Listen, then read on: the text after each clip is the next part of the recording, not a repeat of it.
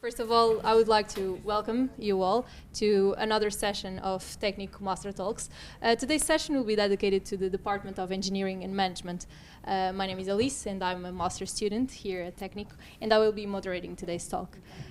We will have some times for all your questions at the end of the talk, and after the talk, we encourage you to talk with our coordinators about each of these department's masters and also know a little bit more about international opportunities, career development, and also student support in the atrium right outside.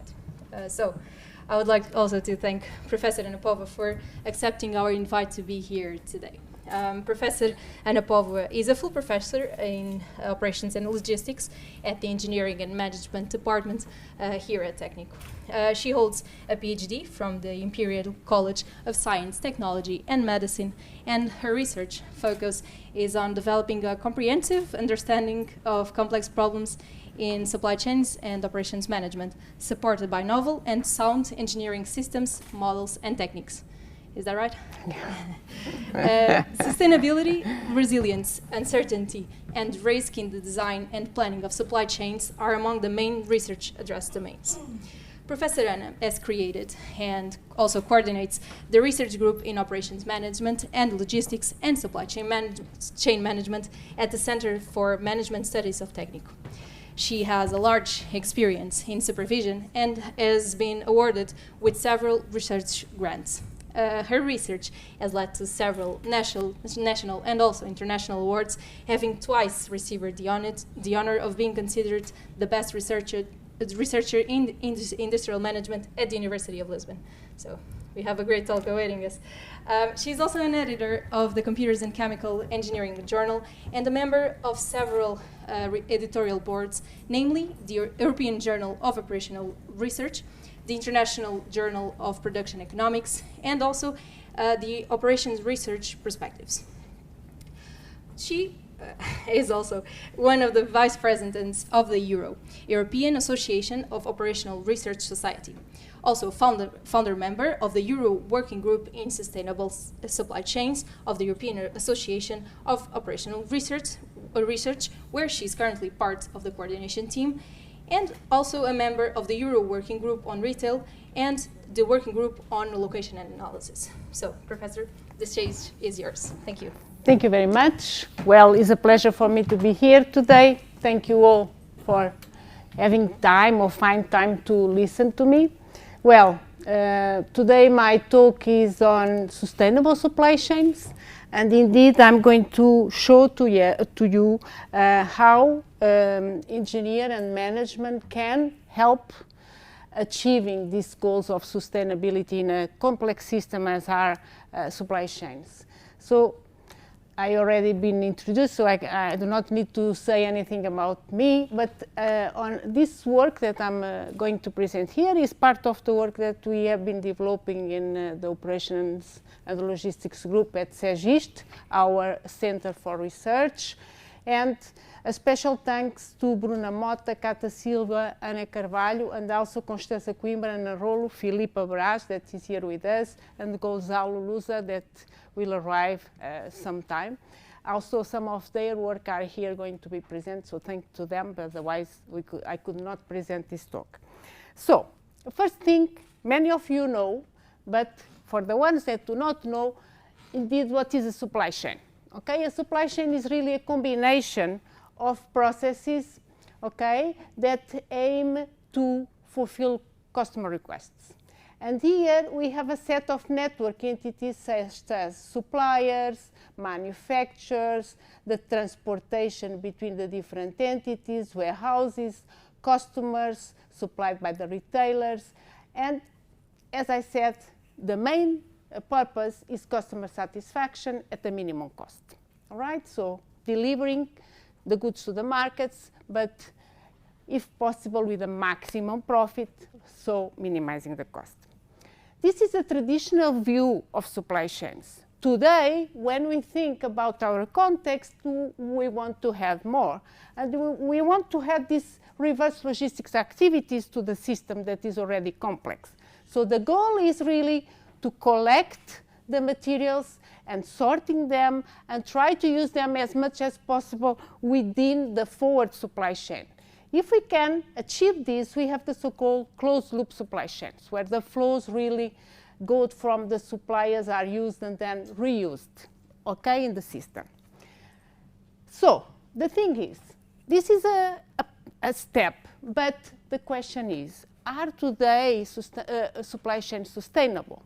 And I'm going to show you an example that I thank my colleague, Grit Walker from Hagen University, that shared with me, that are the supply chain of a pair of jeans, all right? So what we have? We have transportations and production processes associated with these jeans, and it starts of this brand in Kazakhstan, where we have the harvesting of the cotton, okay? Can be done manually or with machines. And essentially, this harvesting is, as I said, is done in Kazakhstan, but also in India. Then the cotton is sent to Turkey, okay? Here, we have the spinning of the yarn. Then this material goes to Taiwan to get some color, okay, with some products, chemical products that come from Germany.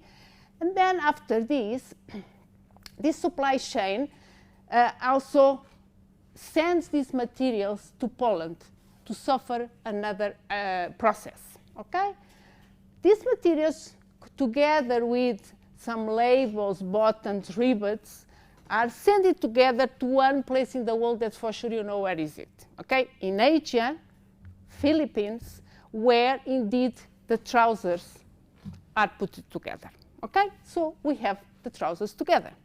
But today, fashion does not allow us to have blue jeans, completely blue jeans. So we need to do some other treatment to the trousers that is to give them this kind of, you know, different type of color. And this is done in Greece, okay? Then from Greece, the trousers are ready, are sent to Germany, okay? And here are sold. We buy it, or the German people buy it.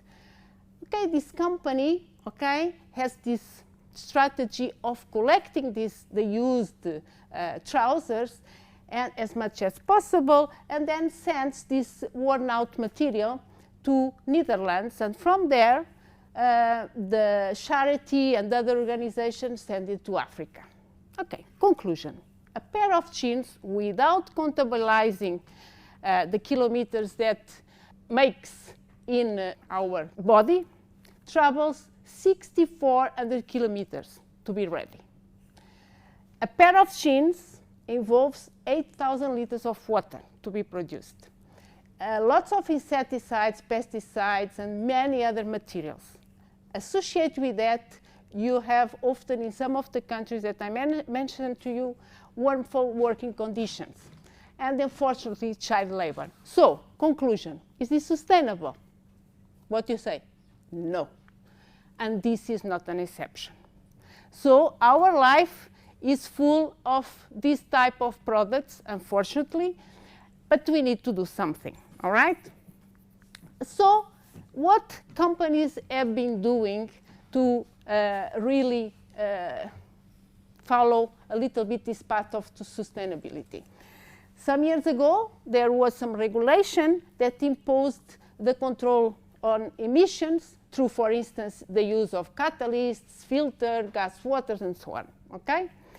Also, our companies were implied to treat effluents and diminish weight.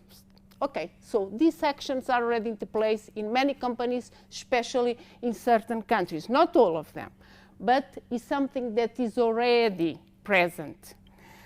A good example of a closed-loop supply chain where we really reuse the waste and we really try to diminish some of these emissions is the pulp and paper supply chain, okay? And I would ask, is this enough? No, it's not. We need to go a little further, and also in the supply chains, we need to apply process measures to logistics activities also. So what companies have been doing is trying to reduce the transportation footprint. For instance, using cleaner transportation modes, training their drivers with eco-driving. Apart from that, and at the level of warehouses, reducing warehouse footprint. That is also a very important aspect in the supply chains. Using cleaner and light operation modes, among other strategies. Okay, so production, consumption of less resources, use different strategies to transport and to storage. This is a good path, but more needs to be done.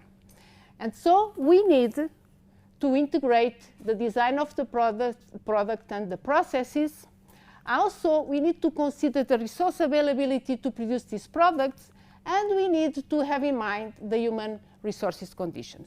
If we do this together with the closed-loop supply chain, now we are addressing the so-called 3 pillars of sustainability into the supply chains. And there, if we do that, we can have this sustainable supply chain that is nothing else than the complex system that I already showed to you, coupled with the goal of looking into the social component, the environmental, and also, of course, the economic is always there. Okay, so as a result, this is what we have to do, but companies have a problem. They need to get this balance, but what they have is this one, okay? So economic goal is the first one. Then environmental, many strategies are now into place to deal with environmental impacts. The social component is really not so well treated, but at least has not been forgotten. We, as industrial engineers, what can we do to help this? Well, we live in the world of companies, okay? And so we need to help them to deal with this complexity of supply chain, with the interconnect decisions that a supply chain manager have to take, the multi-objective problem that is dealing with the sustainability components. We have different stakeholders in the supply chain that really have different objectives. We have lack of indicators to measure all these impacts that I told you about, and we have a massive amount of data, so we need to filter them. What we can do within engineering and management, we can try to build decision tools that help the decision maker to take the right decision in a more informed way. And this is what I'm going to share with you, some work that we have been doing in the department and in the center towards this activity. Okay? So what we did is that we look into an economic analysis that has engineers, industrial engineers, we know how to do it. We couple this with environmental analysis, life cycle assessment, and we had statistical analysis into the social components. We put all this together and we developed a model based on operation research methods to really look into this and build the so-called sustainable supply chains. Say, where I'm going to put my factories, with what capacity, where are my warehouses, which should be the supplier chosen, which transportation modes I'm going to use. So the software allows us to do that and allow us also to deal with uncertainty, because we have uncertainty in the market, we have uncertainty in the availability of the technologies, we have a huge amount of uncertainties. So the model allows us to do that. We have been, and this is called TwoBloom, so Bruna developed this and gave a name to it, TwoBloom, and on that we have been applying it to different case studies, okay? What is underneath, I already said to you, we have a set of inputs that look into general data, like for instance supply capacity, but also look into the economic data, where we have an economic analysis, indicators to measure this, like costs or net present value. Look into the environment component, and to that we do a life cycle approach on the materials, on the products that we have, and we also have the statistical analysis for the socioeconomic indicators. Okay? For instance, an example is having data on the GDP of the countries where we are going to operate our factories. All right, then the outputs, what we have? We have a set of solutions. Companies do not like to have one solution. They like to have several ones and to choose from them, okay? And we allow them to choose based on the different indicators that we measure, okay? And these solutions are characterized by, again, decisions on the supply chain, okay? For instance, what suppliers we should select. Decisions on the economic goal of the supply chain, what will be the total cost and or net present value that really characterizes the decisions on the supply chain that we took. What will be the environmental critical points, the so-called hotspots in the supply chain, where we should really pay attention, and also what will be the impact, the social impact distribution of our supply chain. So these are the outputs, okay? Right, so having said that, what is underneath this tool? Operation research, this is what we call a multi-objective mixed integer linear programming model. We have a stochastic approach to deal with uncertainty, and we explore the multi-objective component with the so-called augmented epsilon constraint method. Just to give you a very briefly information on the mathematical that is underneath the model, okay? That we as engineers and learning along our course, or our program, we are able to do this. Okay, so, and you are going to see that you are able to do this because some of these case studies that are now going to show have been done by master students, okay? Some of them are here. So, the first one, it was one of the first ones that we treated, is in the food retail sector, and I'm going to share it with you. Then in the coffee sector, and then recently in the energy sector, where we are now entering, and we have a very interesting collaboration with Galp, okay? So, first one, it's Jerónimo Martins. We all know Jerónimo Martins. So Jerónimo Martins came to us and said, look, we have a problem. And our problem is that we have too much costs in our supply chain because of many reasons. One of them is what we call in logistics transshipment, that is movements along the supply chain that we see here from the north to the south or from the south to the north that do not have value into the products.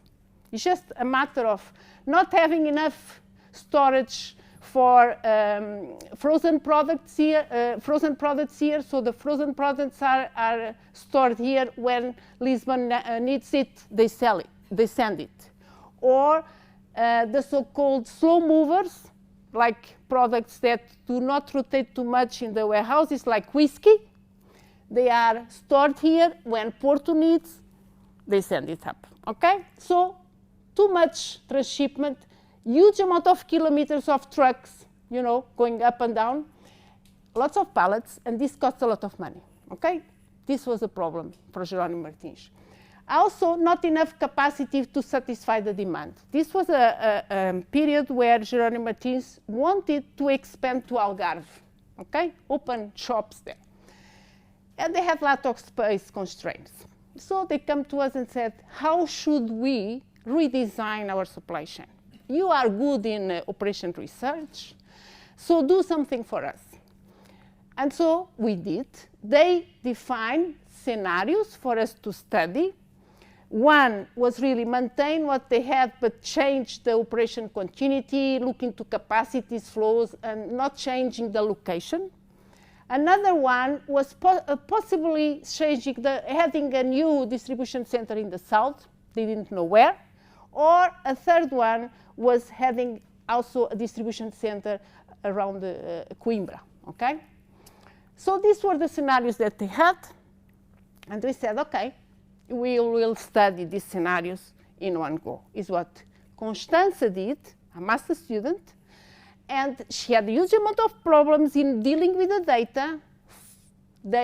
It was Excel, Excel, and Excel, but she filtered everything, and the result was this. Okay, this is very summarized, but you can see the first scenario cost a certain amount of money. I cannot share with you the value. And the warehouses were in Villafranca and Maya, where they were. The capacities changed. One thing, one distribution center has different warehouses, okay? And I'm just showing to you the location of the distribution center. The second one would open one distribution center here in the area of Silves, and the third one, it was in Pombal and Silves, okay? And with some costs. Of course, you can imagine that Jerónimo Martin looks at that and said, yeah, we go for this one. Yeah, and they did.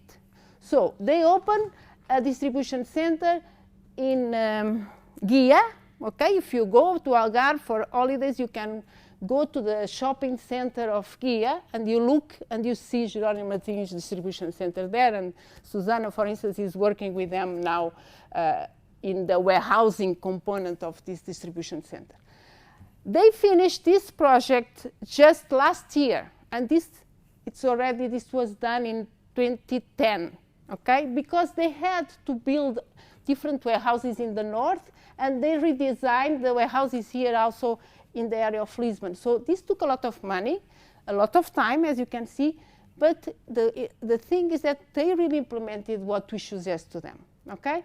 And the good thing that I can share with you, the design, our colleague that was in charge of this project came to us and said, well, I have a problem now.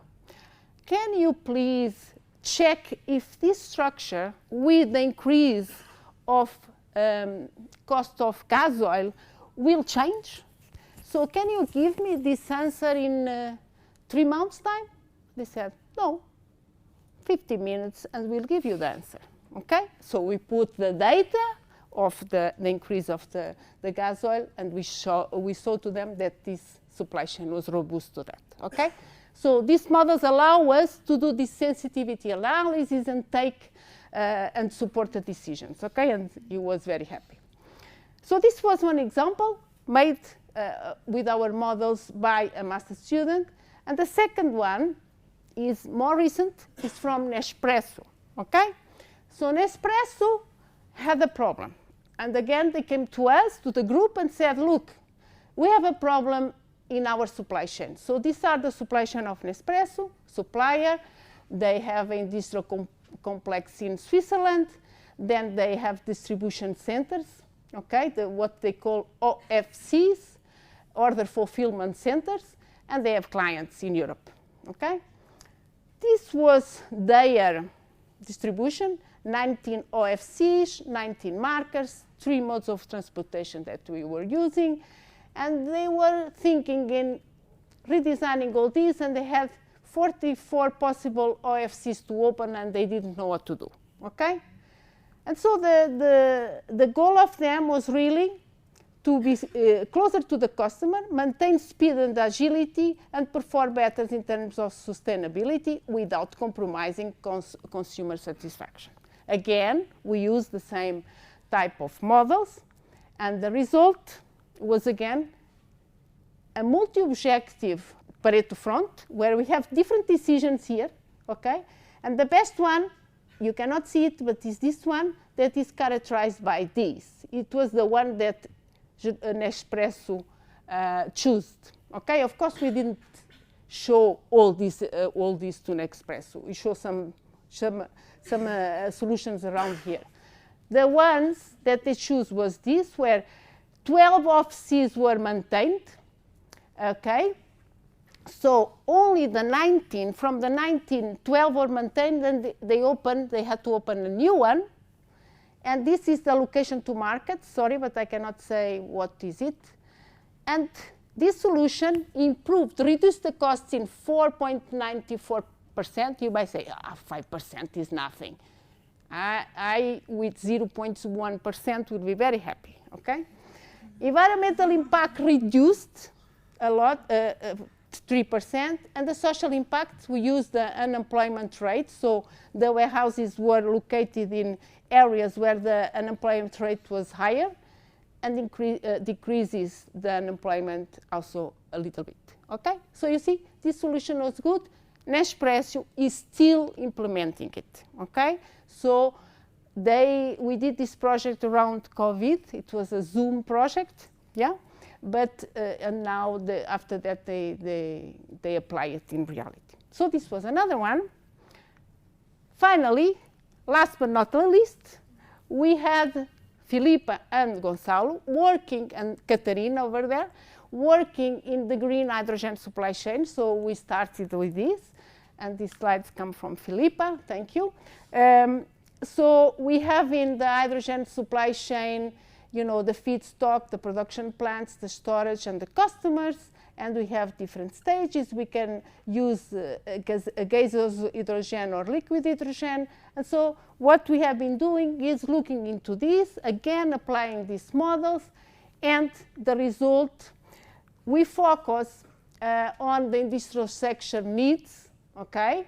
And you have here the different big industrial sectors that are already consuming hydrogen, but not the green one, okay? So the idea was to see what can we do to substitute this, okay? So these are the potential future hydrogen demand, okay, of intensive industries.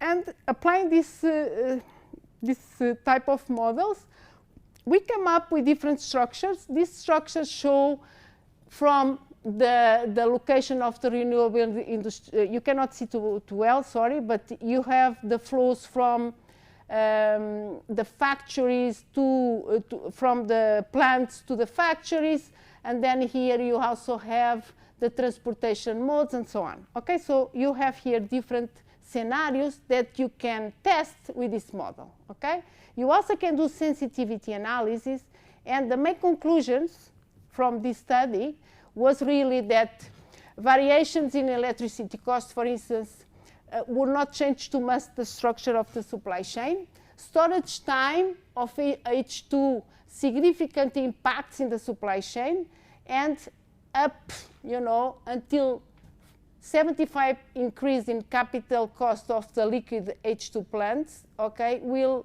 change the structure of the supply chain. Okay, so this was the first study that Filipa and also Gonçalo looked into the supply chain, this supply chain, and studied the distribution in the Portuguese motorways, okay, how we could, you know, feed the trucks with hydrogen. So this is the type of things that we are now studying, okay, and Catarina is also doing some their work in this. Okay, so concluding. We studied the sustainable supply chains in the 3 pillars of sustainability. We can address strategic decisions. We also look into the planning, so designing and planning, and we also work on the operational, like last mile delivery, collecting of waste and so on, that I didn't go through with this, but my colleague Tanya is looking to that. On the operational, we also have warehousing. Susanna is the one that knows more, and planning and scheduling, as Tanya is working on. So many problems we can look into it. We have challenges that the academic community did not yet fulfill, looking into more comprehensive way sustainability, uncertainty, dealing with the different uncertainty on parameters like prices, costs, life cycle analysis, and so on. Risks and resilience, okay, very important. I didn't go into that, but this is also a very important area. And if we can use these comprehensive models that we learn when we study industrial engineer to really help the industrial sectors and inform the decision makers, all right? So, this is what I had to share with you, but now, just to inform, this is not the only thing that we do in the engineering and management department. So we look into other projects like the health sector. Here you have projects that go from, for instance, a partnership for health system sustainability and resilience in Portugal, okay, that my colleague Monica Oliveira is in charge. The Aero Health project also that Ana Vieira, that is sitting somewhere, has been involved. Then this, the Portuguese Public Hospitals Performer, I think Miguel was looking to this. We have Rafael that can explain everything about methods for continuously monitoring and evaluated integrate remote care interventions, okay? We also studied, optimization in emergency medical services. Danielle can talk about that. Also the blood supply chain. Danielle is also looking into this. So you see, a huge amount of projects completely diverse. More, my colleagues like Miguel and Antonio looked into, how entrepreneurship is influenced by demographics and aging, okay? What is really the impact? They can talk about this. The digitalization in the Portuguese labor market, okay, and the transformative and destructive effects that it might have. The discrete optimization methods for energy management, we have Teresa that has been looking into the poverty in energy. This is really very important, is a very important area. Also the green hydrogen supply chain that I already mentioned. Valor Pneu was a project that we developed, Tania developed with Valor Pneu in the sense of, knowing where they should locate the centers to recover how we say pneus in English? Tires, exactly. The W Smart Route, so a project where we are, like the name say, doing smart waste collection and planning the routes. Action plan for the circular economy in Portugal, okay, Ana Carvalho did it, and these future retail operations that Susana is in charge with the help of Vorten. Afonso is here and also can share this type of things. Also, we have another project, not within Segist, but with another research center that we work with, that is IANMAIS, several ones on the space, on the technical skills, okay, technological change and qualification, so they study these important things, okay, of how qualifications can be defined to deal with the technological change. Another more projects linked with additive manufacturing or with space, okay? So this is the type of projects that we do in the department, all right? Many is a variety of things. So, collaborations. Fortunately, we have several ones with universities, national and international, public organizations, okay? Some of the projects that I showed to you were done with some public and private organizations, so with GALP you saw, with Valor Sul, Vorten, Jerónimo Martins, Jovion, Valor Pneu, and so on. So normally we develop the projects, but then we apply them. It's not just theoretical things, okay? The academics are very good in doing theoretical things, but if we apply it, much better, okay? So, where can you do this? If you come to the Engineering and Management department, and if you come to study or to the Master in Industrial Engineering and Management, MESI, or to the Master in Engineering and Management of Innovation and Entrepreneurship, MESIE, okay? So these are the two main masters that we have. We collaborate with others, but these are the ones where you can learn this type of things that I shared with you during these minutes.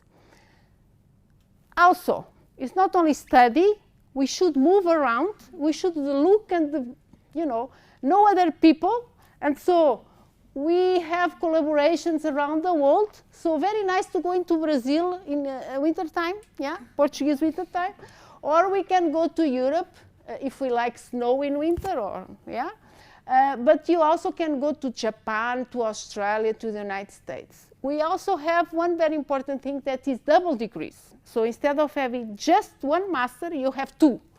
Okay, you can do a double degree with the Louvain School of Management, or with the Polytechnic of Turin in Italy, or the UFRJ in Brazil, or USP, so Rio de Janeiro or São Paulo, choose the best one.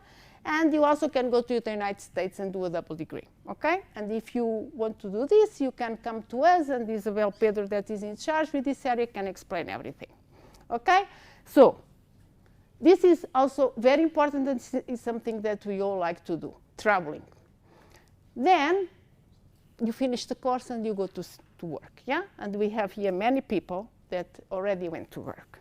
And you can work in warehousing and be in charge in Borton as Afonso, or you can go to Galp and work in the design projects that they have, you know, as Filipa, or Rafael is going almost there. Teresa, I think, is also in the consultancy. Afonso is in the EMA, you know, taking care. Gonçalo is in the EMA, taking care of everything. Sorry, Gonçalo.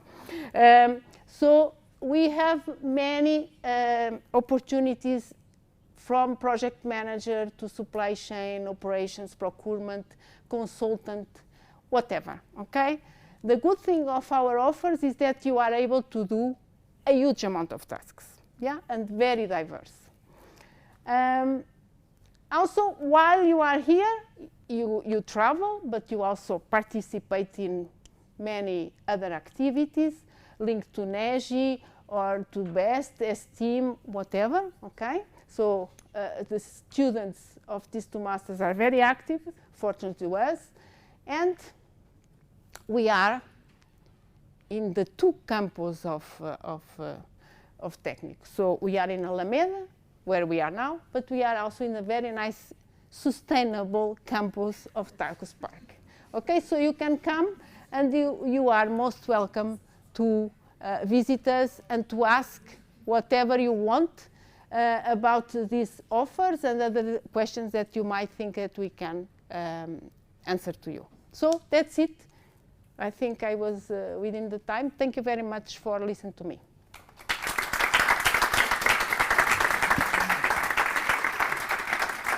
Thank you, Professor, for such an exciting and interesting talk.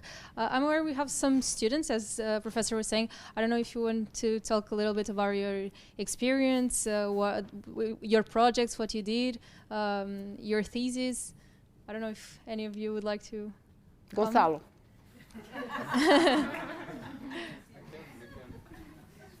And he has a very nice experience. Yeah. Is this working? Okay.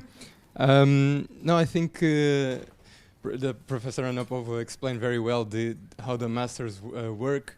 It gives you, I think what I like most about it is that it gives you a wide opportunity when you're searching for a job, right? And so it means that you're a very versatile person when you finish the masters.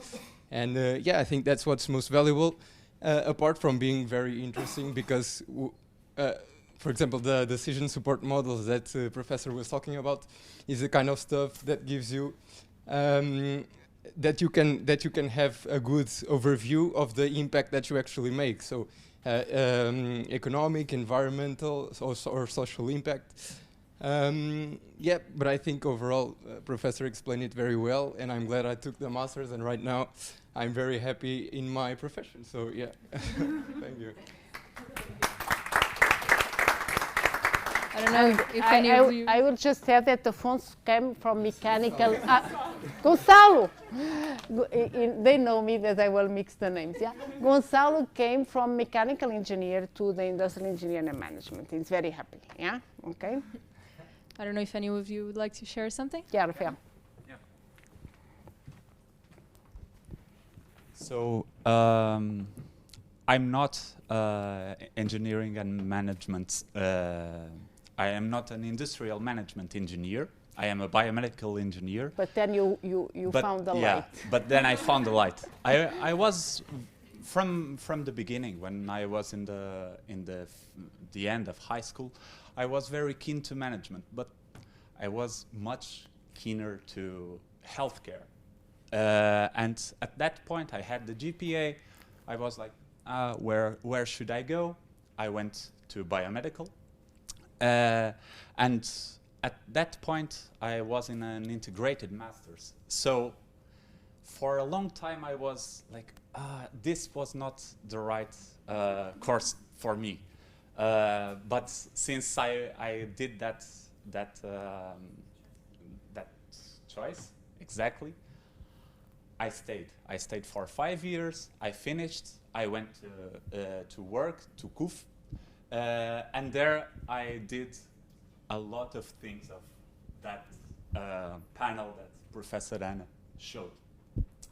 And I really worked with industrial engineers, and I was thinking that they had more tools that I would like to have. I had the knowledge in healthcare, but the tools lacked. So I came back, and now I'm studying.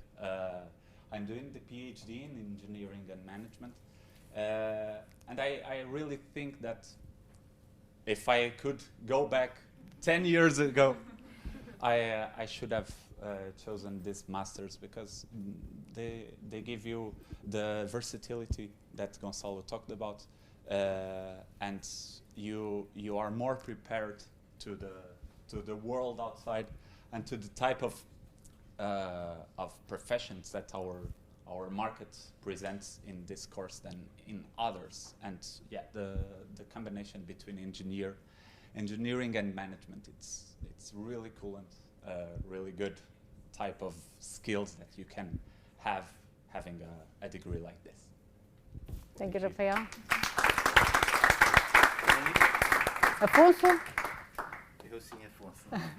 Agora sim. Agora, now is Afonso. Okay, hi everyone. I'm the real Afonso. So I did both the bachelor and the master's in industrial engineering and management. And what I can tell you from my experience is that I, as an engineer, like essentially to think strategically. I love problems because I like to solve them.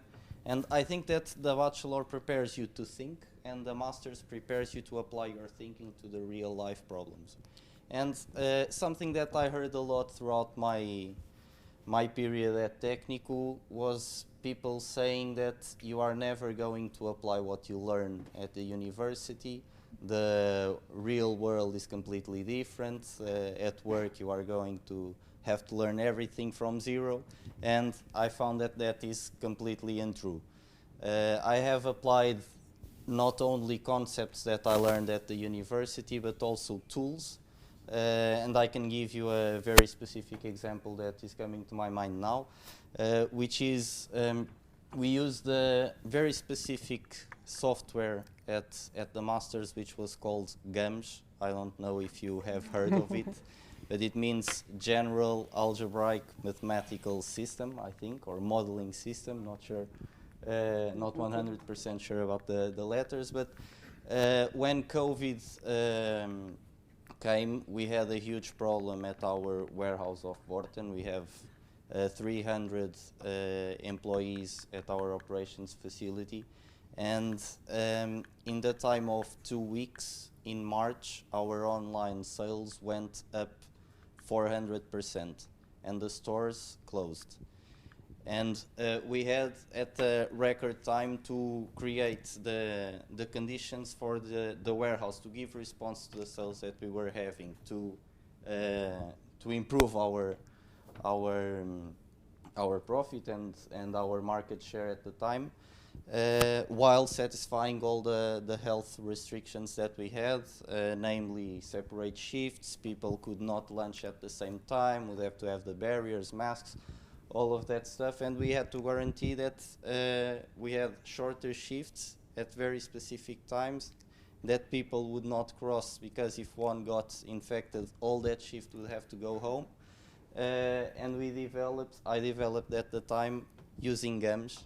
No one at the company knew about GAMS. A linear programming model, considering over 50 constraints. I even considered people that lived together and went together to work to guarantee that those would stay at the same shift. Considered the trains that people took at the same time at specific days, the holidays that they already had planned for the next 2 months, and in the space of 1 week, I could provide all the shifts for more than 80 employees. Said we had to hire 20 more to give a response to the orders that were going up and up. And so this is a very specific example that I can give you of something that I learned in my master's that applied at the company and that produced great results and allowed us to fulfill all those orders in that short period of time. I could give you more examples, but I don't want to take time to others, so you stay with that one, and if you want any more information or are curious more about the work that we do at Vorten and from my experience at the Masters, I'll be here after. Okay. Thank you, Afonso. Thank you. Real Afonso. Teresa. Teresa can share with us? Yes, I can. Different topic. Okay. So, hi everyone. Thanks for the invitation, by the way. I think my colleagues already gave you good enough reasons to apply to the Masters. So, I graduated last November. I don't have enough work experience yet to share, but I can guarantee you that this Master is a good choice, good opportunity. I did my Erasmus while I was at the Master, and in my master dissertation, I did in the econometric field, so you can also choose between logistics and operations, fulfillment, but also this type of area, more management and econometrics. So I chose the econometric field, and I have been working with Professor Inês and Professor Margarida, and my team was the role of digitalization in reducing energy poverty, so was more concerned about this type of sustainability of the energy systems. And yes, I received the grant, which was really good. You also have this possibility. You are researching and doing your master dissertation and also receiving a grant, which is really nice, of course. And yeah, I think the master gives you really holistic view of every subject and every area. And when you go to interviews, and I'm doing my interviewing process now and applying for jobs, you are confident in your skills and in your sets of skills because you have this type of strategic thinking that Afonso was talking about, but you also have that problem solver way of life that engineers have. So you have best of both worlds. You have the management and you have the engineering part. So yes, I don't know if you have any questions. I'm still working on part of my master thesis to doing research for the area, so to write a paper. If you have any questions, feel free to ask, and I'll be here after this presentation ends. So thank you. So maybe Filipa, and then I have Ana Rita is here? Yes, I'm here. Okay. And Gonçalo? Yeah, I'm here. Ok, Gonçalo. Sim? Não, é o Gonçalo, mas é o outro. Hi, my name is Filipa. I did the bachelor in industrial engineering and management and also the master's. And I have to say that I think it was a very good master to take and a very good degree because I feel very well prepared for a lot of things, especially at work and with everything. Some people like to say that we know a bit from everything and that we don't know anything in detail. But I think that's a good thing because if you really want to know something more detailed, you just study for a bit and then you know it and you catch a lot of stuff that people are talking about, and I think that's really good. Also, I did exchange program in Sweden. Also, was a very good exchange program to do during my master's degree. I learned a lot. And finally, I did my master thesis in green hydrogen supply chains. And it was a very good opportunity because I was always interested by renewable energy, this team, and to have both, to be able to still be in the management master and still do the renewable energy part. It was very good for me because I didn't know if I would go to the master of energy, management energy. I don't remember the name, but also available at Técnico. So it was a very good opportunity for me, and also to work with Póvoa and Professor Katia. And I think that's it, and I'm also available for questions. Thank you. So to finish, I would ask Ana Rita to share, because they have a very nice project in Mézières. And then also, Gonçalo, we have something to share about the EU awards and so on. And that's it. Hi everyone, I'm Rita. I'm from Mézières. My bachelor was in physics, so this was also like a very big shift for me. I was a bit bored in physics. I hope no one here is offended. But yeah, management was much more interesting. One of the best things in these masters is that it is customizable for you. You can choose many options and you can direct more. If you want more strategic, or maybe you like more logistics, or maybe you like more economy, I choose energy.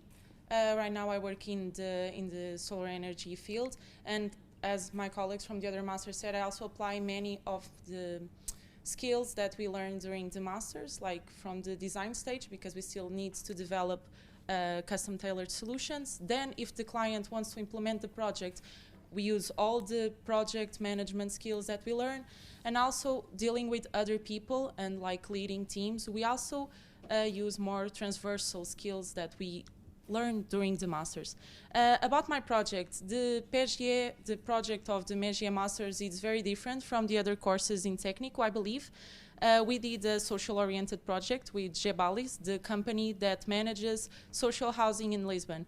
It was very interesting because we did a lot of terrain work. We had a lot of contact with the social neighborhoods. We learned about their lives, their problems, and we had to develop also solutions for them. So our problem was that the efficiency on the management from Gebalis, but also how to improve the people's lives and tackle their social needs. So it was a very interesting project to develop. You'll have opportunity to explore many different areas in many different industries. And yes, that's it. I don't have anything else to say. Thank you. Now the other Gonçalo, and that's it. Hi everyone, thank you for the invite, Professor Miguel. Just like Rita said, I'm also from the Innovation and Entrepreneurship Master. Actually, I had the option to, like two years ago, I entered in both of these masters, and I had to make a choice. And my bachelor is in computer science, and right now I work actually to a US company, but it's like in the artificial intelligence industry. But just like what Rita just said, this master is very adaptable to your background. You can. I picked more, about designing software applications or products, more software related, and this is helping me a lot right now. And one thing I want to say about both of these masters is just I think maybe more than half of us here went abroad to the exchange programs, and usually in technical masters like informatics, for instance, it's probably harder to do exchange on the first year because of the second year because of the PIC, the projeto de integração for the thesis, and this is also more flexible either one of these masters. But yeah, overall, and the awards that the professor was telling was the entrepreneurship award, the entrepreneurship competition of Técnico. Just like Professor told, I also was part of student, the junior enterprise, Junitech, also Teresa was there as well. And I recommend, if you want, like any association like that, it's good. And I developed in my master in the Mézières those skills of innovating, of creating products that customers really want, and tackling the products, not focusing on the solution but the problem first. But yeah, overall I think it's a very flexible master, and I would recommend Mézières if you like more the innovation side, if you think about creating a startup or a company in general. I would recommend it over Mézières if you have more of that mindset. But yeah, it was very great. Thank you. So I'd like to thank you all also for all your testimonies. I'm sure everyone wants to ask you some more questions now. So I would ask right now if anyone has any question they would like to pose to Professor Ana Póvoa right now about her talk. Yes, Snow. Then I would like to thank Professor Ana Póvoa again, and thank you all. I hope you enjoyed this talk. And now we can proceed to outside, where you can chat with all the students and also our professors from the department about our masters. And don't forget our talk next month on the chemistry department with Professor Moisés Felipe. You can already enroll. Thank you again, and see you soon.